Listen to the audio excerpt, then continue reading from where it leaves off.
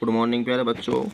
जैसे कि आपको पता था कि मैंने आपको क्या प्रतिध्वनि टॉपिक करा दिया था, तो आज का जो हमारा टॉपिक होगा ये होगा प्रतिध्वनि को सुनने के लिए न्यूनतम दूरी। ठीक है, देखो सबसे पहले क्या है न्यूनतम दूरी ज्ञात करने के लिए, क्योंकि हमें दूरी चाहिए, हम क्या करते हैं सबसे पहले देखो यहाँ से आपको कुछ नहीं करना, क्या है आपको बता दें कि जो व्यक्ति है और दो ध्वनि है उसे अलग अलग कैसे सुन सकता है वो, उसका 1/10वां भाग। तो आपको क्या करना है, ये लाइन लिखकर फिर यहाँ से स्टार्ट करना है। देखो चाल बराबर क्या होती है, दूरी बटे समय। और सभी को पता है कि मैंने लिखवाया था कि हवा की जो ध्वनि में चाल होती है, ठीक है, यानी हवा में ध्वनि की जो चाल होती है क्या होती है, 344 मीटर प्रति सेकंड, क्योंकि वो टेबल सी नोट की थी मैंने जब। और कितने पर होती है, 20 डिग्री सेल्सियस पर। और समय अंतराल हमें पता है कि जो मानव है, मानव का जो कान है वो ध्वनि को अलग अलग कितने सेकंड बाद सुन सकता है, 1/10वां भाग। ठीक है, तो समय अंतराल 1/10 हो गया, यानी 0.1 सेकंड। तो यहाँ से हमें पता है कि दूरी बराबर क्या होती है, चाल गुना समय। और चाल की हमारे पास कितनी है वायु में, 344, और मल्टीप्लाई समय कितना है, 0.1। तो यहाँ से जब हम इसकी मल्टीप्लाई करेंगे तो मल्टीप्लाई करने के बाद हमें क्या मिलेगा, 34.4 यानी 34.4 मीटर। ठीक है, तो हमें ये मिलेगा। और इसके बाद यदि स्रोत, देखो जो स्रोत होता है, स्रोत वह होता है जिससे ध्वनि उत्पन्न होती है। ठीक है, यदि स्रोत से परावर्तक तथा पुनः परावर्तक से स्रोत तक ध्वनि द्वारा चली गई दूरी, यानी कि जो स्रोत है और जहाँ से ध्वनि वापस लौट रही है, उन दोनों के बीच की दूरी इतनी हो तो प्रतिध्वनि सुनने के लिए जो न्यूनतम दूरी चाहिए, यानी जो प्रतिध्वनि, प्रतिध्वनि भी बताया था मैंने क्या होती है, जो टकरा कर वापस लौटती है। ठीक है, कल एग्जाम्पल भी दिए थे उसके मैंने। तो क्या करते थे, 2 से डिवाइड कर देते हैं न्यूनतम दूरी के लिए। ठीक है, और कितना जाएगा, 17.2। तो आई होप सभी समझ में आ गया होगा। इसके बाद में बस यहाँ तक ही नोट करना है, आगे आपको नहीं करना है। ठीक है, अनुरन नहीं करा रहे हम। अब आपको ना तो ये करनी है हेडिंग, सिर्फ आपको लिखनी है अपसर्वीय तरंगे।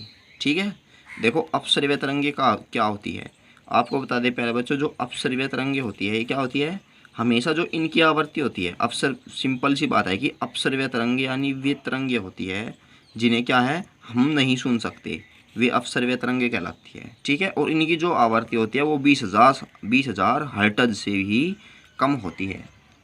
ठीक है, तो क्या होती है कि 20,000 हर्ट्ज से नीचे की आवृत्ति वाली ध्वनि तरंगों को अपसर्व्य तरंगे कहते हैं, और इसे हमारा कान नहीं सुन सकता है। इन तरंगों को बहुत बड़े आकार के स्रोत से उत्पन्न किया जा सकता है। तो प्रघाती तरंगों से ठीक पहले भूकंप कम आवृत्ति वाली अपसर्व्य तरंगों के से उत्पन्न होता है। पशु इन तरंगों को सुनने में सक्षम होते हैं। उदाहरण जैसे गेंडे अपसर्व्य तरंगे सुन व उत्पन्न कर सकते हैं। तुमने देखा वो एक सींग रहता है जिसके नाक पर, ठीक है, वे क्या है, वे ही इसे सुन सकते हैं और उत्पन्न कर सकते हैं। तो सिंपल सी बात है कि अपसर्व्य तरंगे वे होती है जिन्हें मानव नहीं सुन सकता, बस आपको ये करना है। ठीक है, ये लिख देना इसमें। और इसमें लिखने के बाद आपको जो नेक्स्ट हेडिंग होगी, आपको नेक्स्ट हेडिंग में ये डालना है प्रासर्व्य तरंगे। तो आपको बता देगी जो प्रासर्व्य तरंगे होती है क्या होती है, यानी जिनकी जो आवृत्ति है वो 20,000 हर्ट्ज से अधिक होती है।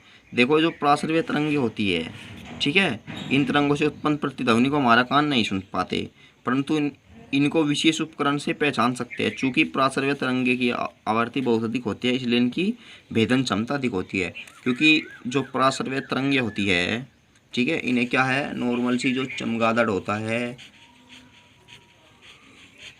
कुत्ता होता है, ठीक है, यानी इन्हें भी पशु से ही सुन सकते हैं, कोई गिने चुने, इन तरंगों को सुन सकता है। और इसके बाद आपको लिखना है सर्व्य तरंगे। आपको अब हेडिंग लिखनी है, ये प्रा काट कर केवल सर्व्य तरंगे।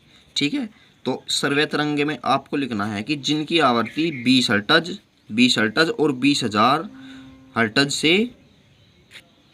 के बीच में होती है। क्या लिखना है कि सर्व्य तरंगों में जिनकी आवृत्ति 20 हर्ट्ज से 20,000 हर्ट्ज के बीच में होती है, सर्व्य तरंगे कहलाती है। और इन तरंगों को मानव या मनुष्य सुन सकता है। देखो जो हमारी सुनने वाली जो तरंगे होती है, जो उनकी आवृत्ति होती है वो कितनी होती है, 20 से 20,000 हर्ट्ज। ठीक है, अब इसके बाद में आते हैं हम प्रासर्व्य तरंगों के अनुप्रयोग। अनुप्रयोग मैंने बता दिया कि चमगादड़ है, ठीक है, चमगादड़ इसका अनुप्रयोग है सबसे पहले। और दूसरा क्या है कि प्रासर्व्य तरंगों का उपयोग उद्योगों, पुंजों और मशीनों की कठिनाई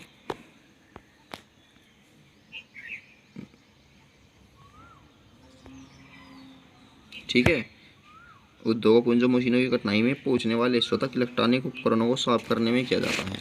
तो आपको ये लिखना है। फिर नंबर 2 में केवल बस इतने लिखना है, धातु के टुकड़े में टूटन या त्रुटि का पता लगाने में।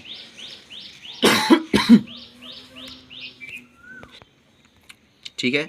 फिर इसका प्रयोग इसमें फिर लिखना है तीसरे पॉइंट में कि इसका प्रयोग अल्ट्रासोनोग्राफी में किया जाता है। ठीक है, अब ज़्यादा कुछ नहीं लिखना है। ठीक है, इससे बाद में हमारा जो टॉपिक आता है वो आता है सोनार। देखो जो सोनार होता है क्या होता है कि सोनार का जो पूरा नाम होता है साउंड नेविगेशन एंड रेंगिंग है। ठीक है, इसका प्रयोग क्या होता है, पानी के नीचे जितनी भी वस्तुएं है, चट्टान या बर्फीली है छिपी हुई, उनका पता लगाने में किया जाता है। ठीक है, अब सोनार से क्या है, हम समुद्र की गहराई ज्ञात करना। देखो गहराई कैसे ज्ञात करते हैं, देखो यहाँ से सबसे पहले हेडिंग लिखी हुई है हमारी। ठीक है, कि समुद्र की गहराई ज्ञात करने में सोनार का प्रयोग करते हैं और किसी जहाज पर स्थिर संप्रेषण द्वारा कुछ समय अंतराल बाद शक्तिशाली पराश्रव्य तरंगों को भेजा जाता है। यानी सोनार से क्या है, इसके अंदर पराश्रव्य तरंगों को भेजा जाता है और किसी जहाज पर स्थित संप्रेषण जिन्हें सूचना ग्राही द्वारा प्राप्त कर लिया जाता है, समुद्र में पराश्रव्य तरंगों की चाल ज्ञात करते हैं तथा तरंगों के प्रेषण और उन्हें प्राप्त करने के समय अंतरालों का आंकलन करके समुद्र की गहराई निर्धारित की जाती है। यानी देखो जो समुद्र की गहराई की ज्ञात करने का जो सूत्र है, चाल बराबर क्या होता है 2D/T। देखो 2D इसलिए लिया जाता है कि जो हमारी तरंग है एक बार तो नीचे गई तल पर, फिर वापस आई, यानी दोनों को जोड़कर इसलिए हम 2D लेते हैं। तो आई होप प्यारे बच्चों यहाँ तक सभी को समझ में आ गया होगा।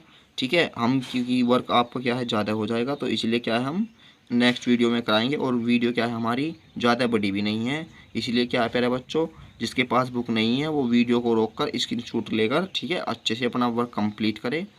क्योंकि स्कूल के भी क्या है खुलने के चांस है कुछ, तो इसलिए प्यारे बच्चों अपना वर्क कंप्लीट करें, जिससे स्कूल खुलने के बाद क्या है आप अपना जो कंप्लीट वर्क है वो दिखा दें। ठीक है, तो मिलते हैं हम अपनी नेक्स्ट वीडियो में।